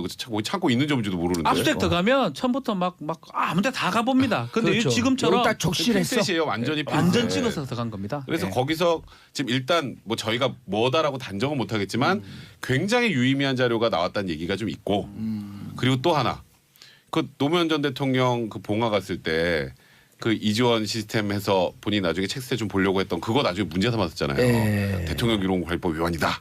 그래서 결국 노무현 전 대통령이 다른 이제 자기 밑에 있었던 사람들을 처벌하려고 고발하려고 움직이 보이니까 다 돌려줬죠. 다 돌려줬죠. 네. 예. 근데 이거 대통령 기록물이면 이건 대통령 기록관리법 위반될 수도 있어요. 원본이면. 4번 유출은 아니지만 원본 유출은 대통령 기록관리법 위반이 된다. 이건 우리 다 알고 있는 얘기잖아요. 그렇죠. 이지호는 4번을 가져왔잖아요. 그때. 그렇죠. 그래서 4번은 대통령 기록물 유출 아니다. 네. 이렇게 판결을 내렸잖아요. 네, 그렇죠. 그러니까 이게 지금 청와대 문건이 원본이라면 이게 또 이 주체가 이명박 전 대통령이라면 또 혐의가 하나 또 추가될 수도 있는 거죠. 혐의 하나 추가요. 박근혜 전 대통령 비슷비슷한 것 같아요. 이제는 혐의 자체가 개수가 비슷해져 가나요? 개수가 비슷해져 가고 있어요. 여기서 이제 궁금한 게 생기는 거죠. 뭐 사본이든 원본이든 건 뭐 나중 문제고 뭐 지금 이명박 전 대통령이 박근혜 혐의에 뭐 그거 하나 더 한다고 무슨 특활비가 있는데 어쨌든 이걸 그럼 왜 갖다 놨을까라는 거. 그거 너무 궁금해요. 그러니까 일단은 그 문서가 뭐가 있는지 모르는 아직 나온지 아닌데 뭐 청와대에서 했던 뭐 다스 관련 자료들이다라는 얘기는 이제 언론 보도를 통해 조금씩 흘러나오지 않습니까? 만약에 이게 그렇다고 하면 본인은 입장에서 뭐 숨겨야 되는 건데 파쇄하고 없애는 게 맞는 거잖아요, 기본적으로. 그러니까요. 그렇지 않습니까? 만약에 이제 가정이에요. 여기까지는 가정. MB가 다스의 주인이고 그리고 청와대에서 다스 관련 문건을 가지고 나와서 지하 2층에 보관했다는 걸 이제 가정을 전제를 하고 말씀드리는 거예요. 그럼 숨겨야 되는 거잖아요. 근데 가지고 나왔다. 그럼 왜 그랬을까? 아마도 결국 차후에 있을 다스에 관한 실수자의 분쟁, 이씨 가문의 내란 이것을 대비한 게 아니었겠는가? 만약에 아까 제가 전제 조건이 맞다고 팩트라고 가정을 하고 말씀드려요. 왜냐면요. 지금 보세요. 지금 형식상 주준 누구죠? 이상은 씨예요. 이상은하고 이동영 씨입니다. 쪽으로 가죠. 예. 극단적으로 말해서 내 거라니까 자꾸 이 사람 그러세요. 네. 네. 극단적으로 말해서 이번에 수사 결과 저희가 수사를 해봤더니 이명박 전 대통령 거 인물 확인을 못했습니다. 라고 수사 결과 나온다고 가정합시다. 예. 그럼 이제 한 이상은 씨 거 되는 거예요. 그렇죠. 그럼 이동영 씨가 내 이름인데 오, 내 이시영 건데? 너가 이제 차. 그러면 중국 그걸 검찰 내려와. 가지고 너 백도. 예. 지위 확인 청구 이런 거 해가지고 이시영 씨가 나중에 소송을 내도 못 이겨요. 왜? 검찰에서 기본적으로 수사한 결과가 있거든요. 지분도 없잖아요. 네, 그냥 지분도 이게 없잖아. 진짜 애매한 문제라고요. 이 다스에 관련된 문제들이. 그래서 저는 이 다스 문제를 보면서 이명박 전 대통령은 과연 어떤 선택을 할까? 이명박 전 대통령 속마음은 뭘까? 만약에 이게 본인 게 아니라면 진짜 이게 내가 빨리 여기서 내 누명을 벗어야 되라고 할 건데 만약에 가정에서 이게 이명박 전 대통령 거라면 본인은 이 수사 결과가 어떻게 되길 그러니까 바라고 있을까? 돈이냐 징역이냐 이거는 거요. 아니, 난 그리고- 그건 진짜 궁금하다. 왜냐면 만약 자기 거라 가정을 하면 네. 여기서 검찰이 아니라고 확인을 해주면 그럼 내 자손만데 재산이 날아가는 거고 이게 진짜 본인이 거라고 확인을 해주면 검찰이 내 재산을 찾아줬네. 근데 나는 감옥을 가야 감옥을 감옥을 할 가야 얘기도 되고. 있고 그러니까 어디까지나 전제는 가정. MB 네. 거라고 네. 가정을 하고 말씀드리는 거예요. 아, 이게 한 발 더 나고. 네, 그럼 나는 이게 어떤 선택을 할지 어떤 생각을 할지 궁금하다니까요. 2010년에 네. 다스 전문가 대답 좀 해주세요. 2010년에 김재정 씨가 그 목숨을 돌아가시잖아요. 처남 김재정 씨가 네. 돌아가시는데 그 다음에 권 부인에게 이게 넘어가잖아요. 네. 네. 넘어가는데 그렇죠. 이상하게 20% 정도를 세금으로 대납을 해요. 그렇죠. 상속세 물납. 예, 그래서 자산공사로 들어가요. 자산관리공단으로. 이거는 딱 그때 계산이 나온 게 나중에 경매 나오면 사면 되는 거예요. 그렇죠. 누군가가. 그래서 그것은 권 씨를 설득했고 넘긴 거죠. 자, 근데 이때 초비상이 걸려요. 이상은 씨도 이제 나이가 많은데 이상은 씨까지 배랑을 사고가 나면 이 집은 어떻게 하지? 허공으로 날아가는 거 아니야? 이 소문이 한때 2010년도에 돌았어요. 또 최근에 이동영 씨 녹취록 보게 되면 야 이거 어차피 니네 건데. 많이 싸움 많이 났죠. 예. 근데 이게 지금 싸많은 내용들이 나온단 말이에요. 네. 그리고 140억도 또 MB가 돌려달라 그러고 그렇죠. 분쟁은 이미 있었다. 그렇지. 근데 이 서류를 그럼 왜 갖고 있었냐? 자, 법적으로는 다 이제 피하고 그냥 니네 거 우리 거 아니야 해갖고 정권도 이제 덮여요 이게. 그 다음에 보존권이 계속 갔다고 간다고 가정하면 보고 다 덮였어 끝났어 이제. 그 다음에 이동형이 내 거라고 우길까봐 그 자료를 갖고 있다. 그렇죠. 봐봐. 그게 무슨 제일 지금 네. 김태현 변호사 설명이죠. 실제로 그게. 예전 얘기 하나 해드릴까요? 2008년 때 삼성 특검할 때 예. 특검에서 이건희 회장의 차명 계좌 찾아줬잖아요. 막. 네. 근데 그 중에서 그 삼성 계열사 중에 고위 임원 하다가 내 이름은 있으니까 내 겁니다라고 이건희 회장 상대로 소송을 낸 적 있어요. 오, 그래서 회사가 찾아왔어요? 발칵 뒤집힌 적이 오. 졌죠 결국. 그분이 졌어요? 졌죠. 네, 이 실소유자. 그러니까 눈치 없이 왜 그래? 그러니까 차명을 가지고 있는 큰 돈이 문제 움찔하거든요. 차명을 가지고 있는 사람들은 언제든지 그렇게 실소유자한테 치고 들어올 가능성이 있는 거라고요. 이런 소문도 있었잖아요. 한때 그 정주영 회장이 네. 도곡동 땅이나 그 강남 땅을 다 이사들에게 차명으로 주고 네. 나중에 다 받았다는 거예요. 유일하게 한 사람만 이거 내 땅인데 도곡동 땅. 그분 대단히 센 분이에요. 그래갖고 결국 정주영 회장한테 정주영 회장이 땅 달라 그러니까 무슨 얘기예요. 가고 30년 동안 한 거 뭔 일을 하셨는지 제가 다 알고 있는데. 그러니까 그래 네 먹고 떨어져라. 그 정도로 차명 재산이 위험해요. 그렇죠. 사실은 굉장히 특히 이제 그렇죠. 세상 좋아졌어. 우리가 이런 걸 방송에서 다 얘기했고. 그렇기 때문에 아마 이명박 전 대통령도 저는 진짜 지금 제가 답은 없어 궁금한 거예요. 예. 무슨 생각을 하고 있을까? 아 그래도 근데 그 저기 그 영포 빌딩 네. 그 영포 빌딩 아니고 삼성동 거기 이명박 사무실 대책회의 거기 가잖아. 참여 안 해요? 제가 왜 가요 거기를? 탐. 제가 왜 가요? 레벨이 안 아니 맞습니다. 거기 레벨이 안 맞습니다. 실제 무슨 기획 담당자라고 하는 레벨이 안 맞아요. 제가 거길 왜 갑니까? 지금 여기서 이 얘기하고 거기가 맞을걸요? 아닙니다. 아 근데 김백준 씨는 어떻게 이제 다 돌아왔나요? 김백준 기획관 이제 언론 보도만 종합해서 말씀을 드리면 일단 국정원 특활비에 대해서는 다 진술을 하는 거로 보도가 됐죠. 국정 그리고 특활비. 아직까지 다스에 대해서는 뭐 큰 의미 있는 진술을 안 하고 있는 걸로 일단 그렇게 보도가 됐죠. 네. 다수도 이제 다 밝혀야 될 거 아니에요? 그건 뭐 본인이 알아서 하겠죠. 예. 일단 사실 국정원 특수활동비 문제가 워낙 커서요. 아. 그러니까 이게 국민들의 공분을 제일 많이 자아내는 건 닷은 누구 겁니까잖아요. 예. 사실. 근데 실제로 처벌을 가장 강하게 받을 수 있는 거는 국정원 특수활동비 문제예요. 국고 손실. 그러니까 사실 이명박 전 대통령 입장에서는 제일 땀이 나는 게 이 다스 문제보다는 국정원 특수활동비예요. 하나만 말씀드릴까요? 예. 휴민트를 통해서 취재하는 거, 언론에 보도 안 된 거. 이명박 전 대통령 측 관계자에 따르면 제가 알기로는 예. 아까 백성 변호사 비슷한 얘기인데 다스는 크게 걱정 안 하고 있는 걸로 보여요. 아하. 그러니까 도덕적으로 내가 비난을 받을지언정 다스 때문에 소위의 말로 내가 호통을 안 쓰고 처벌받을 일은 없을 것 같다. 법리적으로. 징역할 일은 없다. 아하. 근데 국정원 특활비를 엄청 뒷거로 땡기는 거죠. 그렇죠. 그래서 이제 김백준 기획관의 입에 열리는 것에 대해서 굉장히 걱정을 하고 있다고 얘기를 하고 하나 또 말씀드릴까요? 예, 계속해요. 네, 얼마 전에 제가 이거 자주 들어요. 예. 이동할 때. 근데 얼마 전에 월요일 날 예. 이한석 기자하고 정태근 전 의원 나와서 얘기하는 것을 들었거든요. 예. 정태근 전 의원이 다스에 대해서 이 수사에 대해서 얘기하신 것 중에 무슨 얘기를 했냐면 본인이 알기에는 이명박 전 대통령 측을 자문해주는 변호사 한 명이 김백준 기획관의 초기 이제 수사 대응에도 같이 참여를 해서 그 사람을 외계를 해서 양측의 소통이 원활한 걸로 들었다라고 예. 했는데 아닙니다. 제가 알기로는. 그러니까 제 어느 변호사 얘기한지 아는데 그 변호사가 초기에 김백준 기획관 수사 초기에 가서 좀 도와주려고 한 건 있어요. 근데 지금은 완전 틀어졌으니까. 단절돼서 지금은 이명박 전 대통령 측과 김백준 기획관 측이 원활하게 소통되고 있다는 것은 팩트가 예. 아니다.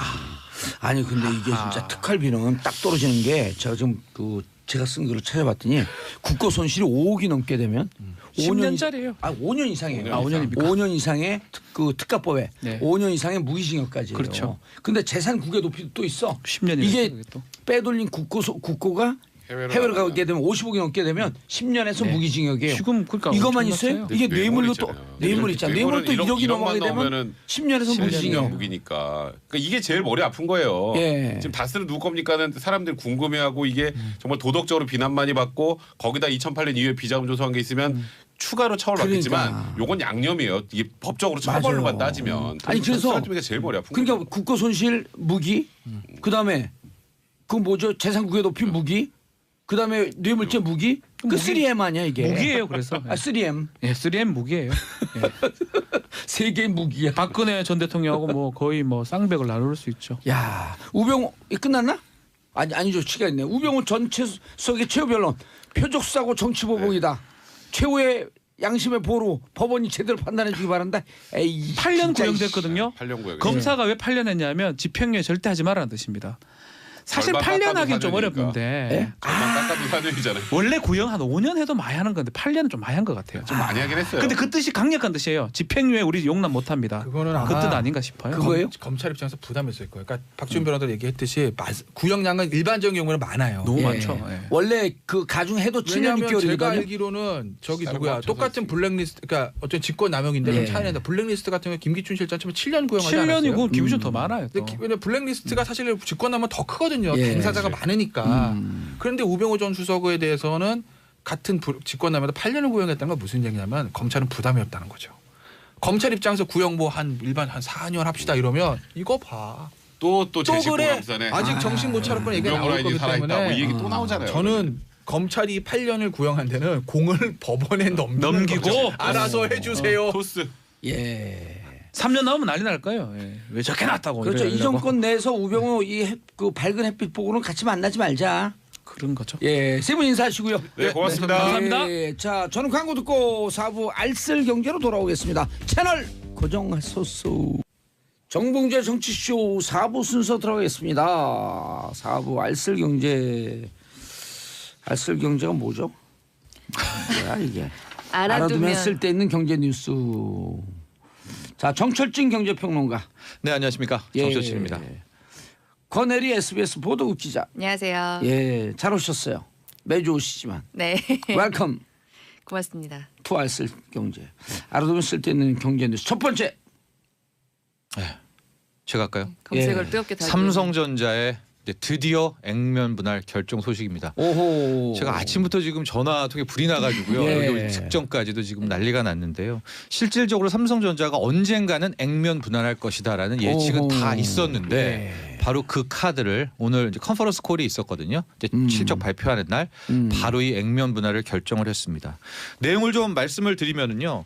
이 쉽게 말해서 액면을 분할한다 이렇게 예. 생각하면 됩니다. 이게 5,000원짜리거든요. 주당 예. 원래 예. 5,000원짜리였는데 이것을 지금 100원으로 50분의 1 분할을 친다라고 합니다. 그러니까 쉽게 생각해서 현재 주가가 250만 원이다. 지금 260만 원도 넘었지만 이게 50만 원을 되는 것이고요. 예. 만약에 내가 한 주를 들고 있었다라는 투자자는 아니죠. 50주로 늘어납니다. 250만 5만 원으로 줄어들고 예. 내가 한 주를 들고 있었다면은 50주로 늘어나게 되는 그런 결정이고요. 일정을 좀 설명을 해드리면은 일단은 3월 23일 날 정기총회 안건으로 상정을 한다. 예. 근데 이게 누구나 다 원하고 있는 거 아니겠습니까? 그러니까 통과는 거의 기정사실화됐기 예. 때문에 쭉 순서대로 된다면 5월 중순 늦어도 5월 말경에는 일단 오호. 액면 분할이 실시될 수 있을 것 정확한 같습니다. 일정이 나왔는데요. 그 신주권 상장 예정일이 5월 16일 16일로. 말씀하신 대로 5월 16일. 결정이 됐어요. 5월 16일 군사구데타 있었던 날 아니에요?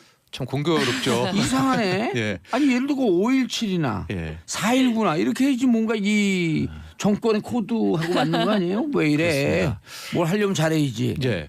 근데 이제 우리 청취자분들 중에서는 주식 투자 안 하는 분들도 계시고 하는 분들도 이 저도 안 해요. 액면 분할을 자기가 당해본 적이 없을 수도 있거든요. 그래서 이런 액면 분할을 왜 하는가 여러 가지 이유가 있는데 삼성전자 같은 경우에는 이런 겁니다. 지금 주당 250만 원, 260만 원이기 때문에 그럼 5만 원으로 떨어지는 거예요, 진짜? 그렇죠. 웬만한 사람은 못 사죠.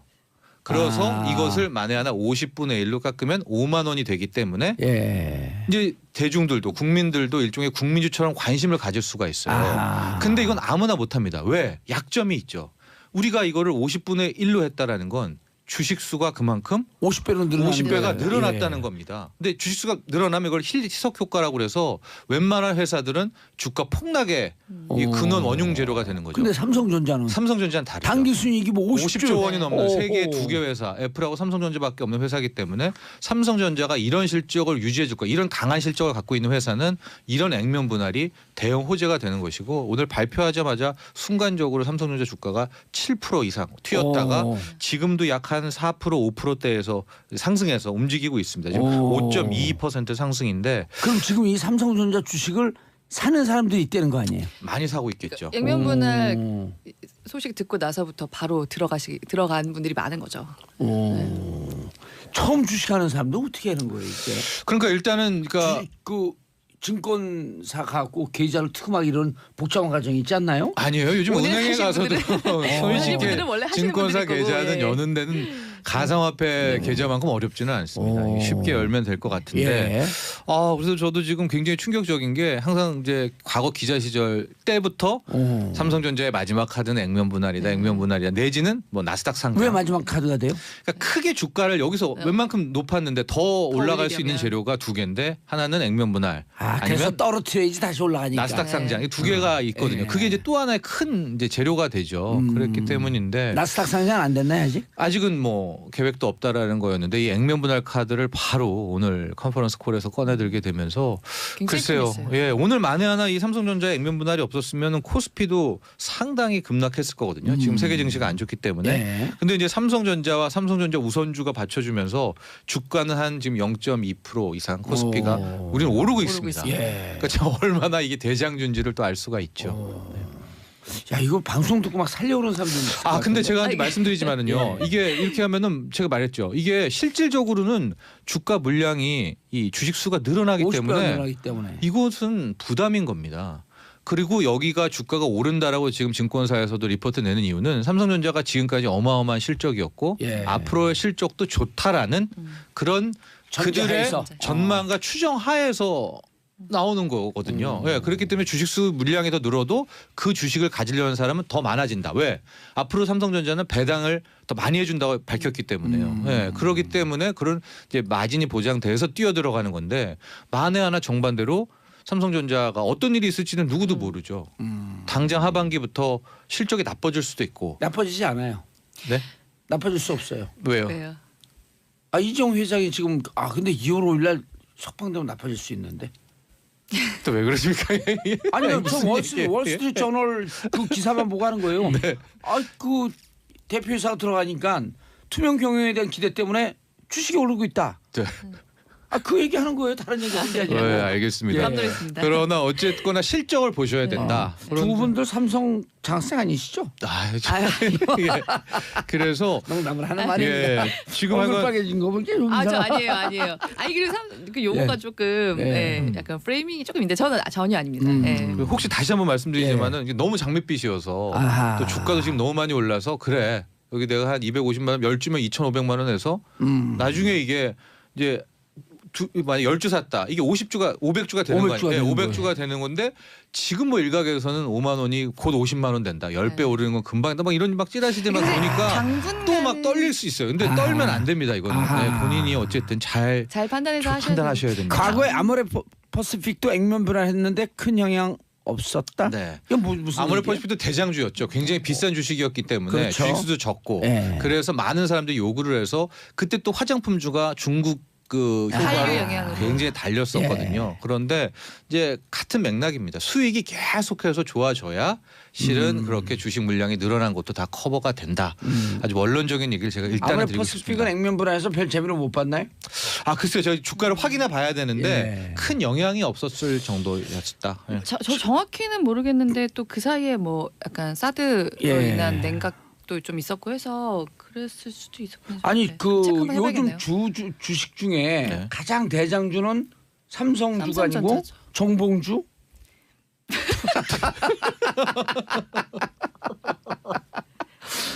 권혜리 기자님 터졌네. 딱 긴장하고 있다가 빵.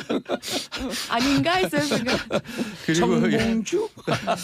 이어서, 당분간은 일단 최고 실적도 이번에 찍기도 했고 삼성전자가 그리고 이제 저희가 한번 여기서 반도체 경기 앞으로 어떻게 될 것인가 한번 정설진 평론가랑 얘기한 적이 있었었는데 이거 정철진 평론가는 어쨌든 좀 조심해라. 함부로 네. 들어가지 마라. 네. 저도 조심은 하셔야 된다고 생각해요. 예. 근데 이제 실적에 대한 부분은 당분간은 오히려 그동안 뭐 이렇게 클라우드라든지 AI 쪽으로 굉장히 기술이 지금 핫하잖아요. 예. 또 그쪽에도 여전히 반도체가 필요하기 때문에 당분간은 수요에 있어서는 반도체 실적이 나쁘지 않을 것이다. 한 2, 3년 정도는. AI 때문에? 네네. 그리고 AI와 또 4차 산업혁명 하게 되면 이게 반도체하고 다 그렇죠. 묶여가는 거 아니에요? 네네. 쫙 가는 거예요? 가자. 근데 앞으로 이제 중국이 또 어마어마한 물량을 투입해서 좀 개발을 하고 있잖아요. 중국이 따라잡는 순간 굉장히 암울해진다. 뭐 이런 전망은 있지만 당분간은 수요에 있어서 예. 삼성전자만큼의 그 분야에 있어서 기술력을 지금 갖고 있는 업체가 없기 때문에요. 좀 중장기 실적은 그렇게 나쁘지 않을 것이라는 전망이 많이 나오고는 있습니다. 예. 반도체 D램인가요? 네, D램도 있고 뭐 그 모바일 가격도 D램도 있고. 뚝 떨어뜨렸잖아요. 네. 중국이 못 쫓아오게. 네. 그러니까 이미 이제 수급에 있어서는 삼성전자가 가격 조절 능력을 갖고 있거든요. 아하. 또 하나 SK 하이닉스와 같이 있지만 그 제가 항상 말하지만 주가와 그 해당 기업의 실적은 그 누구도 예측할 수가 없다라는 것이고요. 지르는 사람만이 남는 거다. 그냥 지름신 강림하셔야죠. 그건 또 무슨 말이야? 안 지르는 사람도 남을 수가 있는 거고요. 제가 또 하나 그러면 지금 막 미치고 싶다, 지르고 싶다. 삼성전자 막 정말 한 진짜 내가 지금 한 주 사도 50주인데 예. 한 100주 사보고 싶다라는 분들은 한 오늘 내일 글피까지 3일에 분할 매수를 하시기를 바랍니다. 왜냐하면요, 일단 현재 지금 트럼프의 이제 새 연두교소가 시작이 돼서 지금 계속 쭉 말을 하고 있는데 저 내용을 또 들여다봐야 이걸 된다. 들여다봐야 됩니다. 트럼프가 한 얘기 중에 크게 두 가지를 보셔야 되는데요. 하나는 북한 관련 내용이 있을 것이다. 이게 지금 홍콩, 영국의 그쪽 증권가 찌라시에서 많이 나왔습니다. 그러니까 그런 내용이 있는지 일단 하나 확인해 보셔야 되고 환율에 영향을 미칠 수 있는 발언.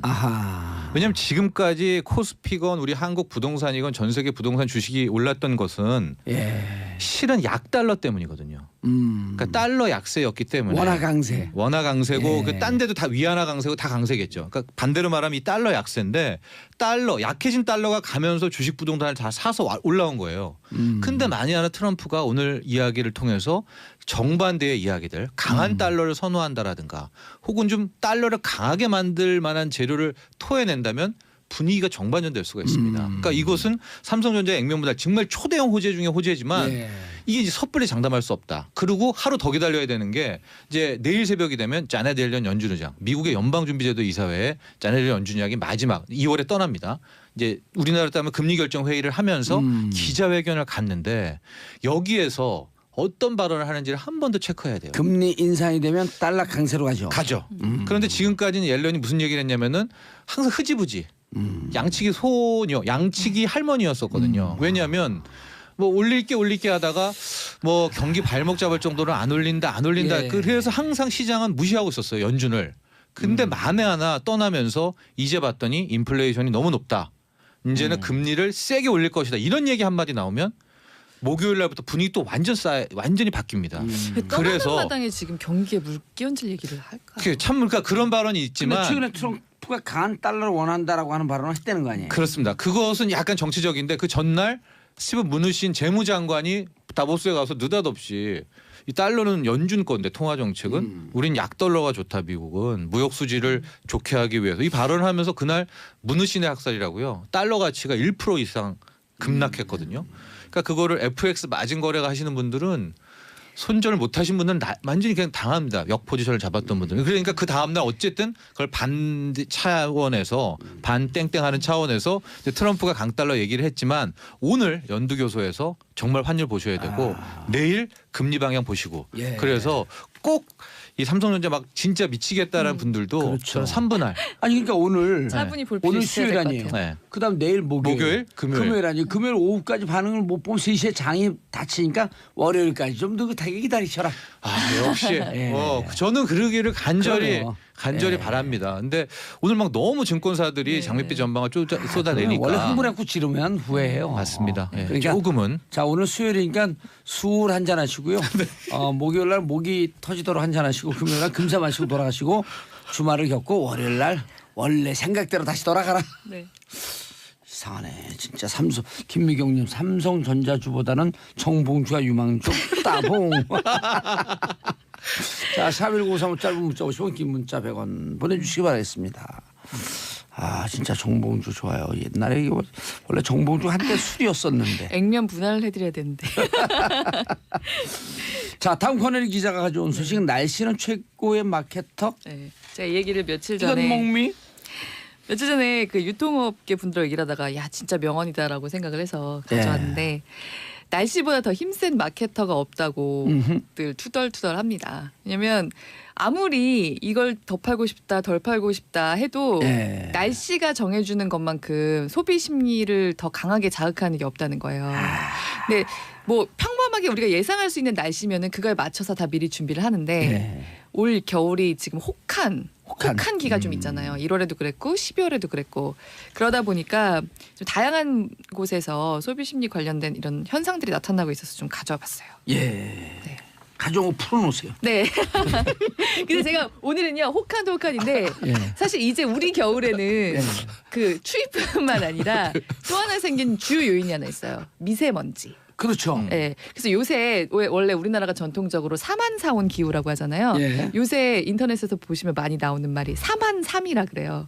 삼한? 삼한삼이. 삼한삼이. 3일 혹한이다가 4일 미세먼지라고. 아. 실제로 삼한삼미. 사만삼미. 예. 어. 아 사만삼이.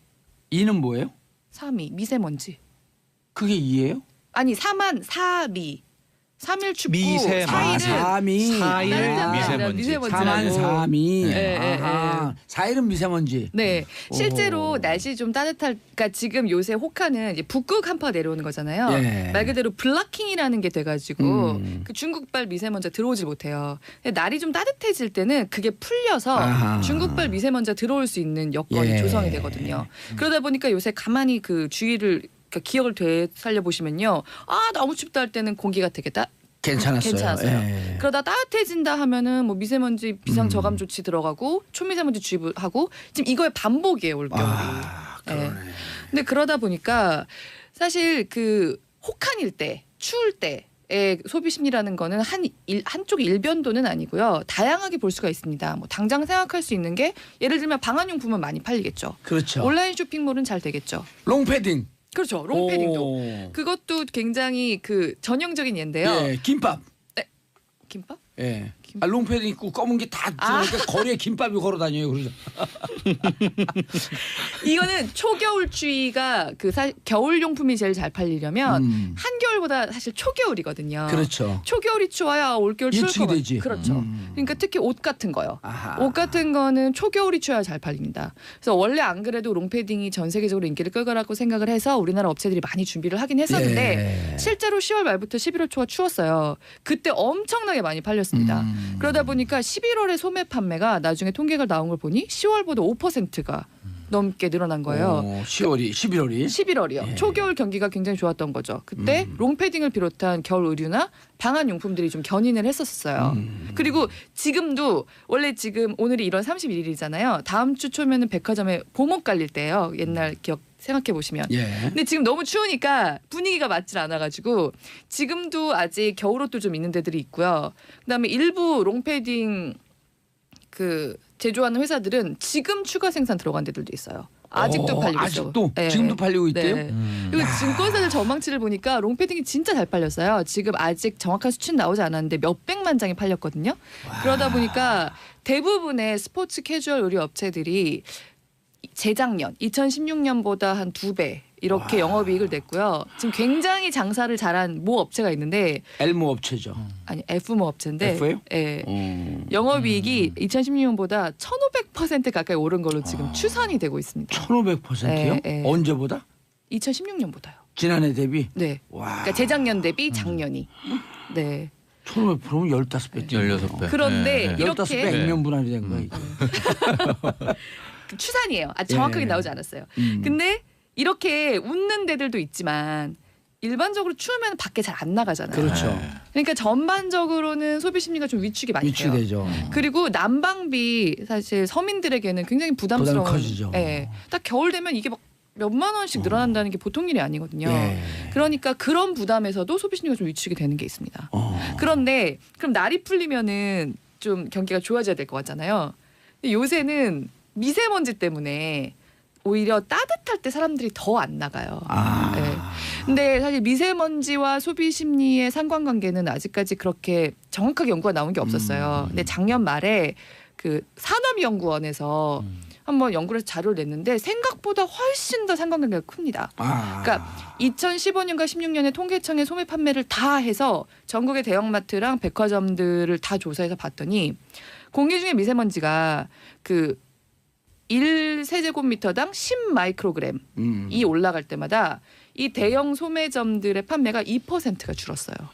이거 어마어마한 안 나오는 거네, 그냥 거의. 안 나오는 거예요. 그리고 제가 이거는 정확한 수치가 아니에요. 그 아까 방금 말씀드린 산업연구원의 수치는 계절적인 요인들을 다 이제 통제를 하고 예. 그 1년치 통계청 수치로 계산을 한 거기 때문에 상당히 정확한 연구인데요. 이거 말고 제가 그래서 이번 올겨울은 아직 정확하게 수치가 나오지 않았지만 궁금해서 좀 국내 뭐 대형마트, 국내에서 가장 큰 대형마트 통해서 좀 뽑아봤어요. 예. 그래서 이제 크리스마스랑 완전 연말 연시 제외하고 수목금으로 해가지고 12월부터 그걸 다 받아봤거든요. 근데 원래 유통업계에서 한 얘기는 적당히 추워야 장사가 제일 잘 된다고 해요. 그 적당히 추운 정도는 대개 한 영하 5도 안팎이에요. 예. 근데 보니까 영하 5도 안팎에 제일 잘 팔린 건 맞았는데 당연히 혹한에도 안 나와서 장사가 잘 안 됐지만 제일 안 좋았던 게 저희가 처음 생각했을 때 이 통계치를 뽑아볼 때 생각했을 때는 아 추울 때가 제일 힘들겠지라고 생각을 했는데 미세먼지 심했던 1월 17, 18, 19일 있죠. 그때 그 미세먼지 비상 저감 조치 예. 처음으로 초미세먼지 이틀 연속 들어간 날이었거든요. 정말 안 나오시고 정말 안 삽니다. 그러니까 소비 심리 자체를 좀 위축시키는 것도 있는 거예요. 안 나오는 것도 있지만. 예. 그러니까 이번 겨울이 지금 통계청 소매 판매치 같은 게 제대로 안 나오긴 했는데 어떻게 나올지 되게 궁금해요. 그러니까 올 겨울에 혹한도 그렇고 미세먼지도 그렇고 여러 가지로 소비 심리를 좀 위축시키는 어떤 계절적인 요인들이 계속 있었기 때문에 어떻게 나올지 저도 좀 궁금합니다. 그렇습니다. 아, 세일도 7594님 겨울 롱패딩 이맘때쯤 세일하는데 너무 추워서 롱패딩 세일도 안 합니다. 지금도 잘 팔린다는 얘기거든요. 원래 이맘때는 세일해야 되는데 예. 너무 잘 팔리니까 세일도 안 하는 그렇죠. 거예요. 원래 근데- 지금쯤이면은 이제 봄옷이 나올 때거든요. 네. 근데 제가 옷 장사하는 분들 대변을 좀 해보면요. 예. 원래 봄옷과 가을옷을 많이 팔아야 거기에 마진이 많이 나와요. 네. 하고 실질적으로 봄옷과 가을옷을 많이 사지 여름옷, 겨울옷을 많이 안 삽니다. 근데 최근 제 후배도 동대문에 있는데 5년, 6년 동안 봄과 가을이 사라진 거예요. 네 맞아요. 그러니까 탄력적으로 봄, 가을에 디자이너들이 옷을 내고 지금 벌써 봄옷들 나와 있거든요. 네. 내오는데 실은 올해도 만약에 또 속는다면 올해도 봄, 가을이 또 실종된다면은 제가 보기에 이 7년째 정도 되거든요. 그러면 이제 옷 장사 하시는 분들, 디자이너 분들은 거의 그러니까 올 거의 힘들어요. 작년에 네. 기능성 그런 캐주얼 의류들 나오는 업체들은 정말 웃었어요. 그래서 걱정도 해요. 이 롱패딩 기저 효과로 내년이 힘들지 않을까 이런 얘기도 올해가 힘들지 네, 않을까 네. 얘기를 할 정도로. 근데 어쨌든 패션계가 몇 년 동안 굉장히 네. 침체기였는데 롱패딩으로 확 산 건 있어요. 근데 말씀하신 것처럼 동대문에서 그렇게 개별적으로 좀 네. 디자인하고 하시는 분들은 진짜 계속 좀 봄, 가을이 다시 와야 예. 됩니다. 네. 긴 시간이 없는데 뭐 긴가. 마지막으로 난방비 절약 팁. 음? 예, 짧게 네. 말씀드릴게요. 네. 난방비 굉장히 열심히 아끼시잖아요. 예. 근데 오히려 살짝 좀 이렇게 여유를 가지시는 게 절약을 좀 할 수 있다는 거 두 가지 말씀드리고 싶어요. 왜냐하면 흔히 저 주변에 보면은 안방만 이걸 돌리고요. 예. 보일러를 아끼겠다고 다른 다른 방. 방이나 전부 안 돌리시는 분들이 있어요. 다 돌려야 돼요. 네, 아니 그건 아니에요. 그래요? 근데 최소한 밸브를 2개 이상은 열어놔야 된다. 아. 왜냐하면 이 밸브를 다 닫으시면 난방수 자체가 줄어들어가지고 오. 그 오히려 효율도 떨어지고 좋지가 않아요. 그리고 많이 든다. 아. 짧게 외출하실 때는 외출까지로 낮출 필요 없고 그냥 2, 3도만 낮추고 나가도 좋습니다. 알겠습니다. 네. 난방 팁 좋은데 끝났어요. 인사 두 분 죄송합니다. 인사하시고요. 감사합니다. 네. 자, 저는 내일 10시 5분에 다시 돌아오겠습니다.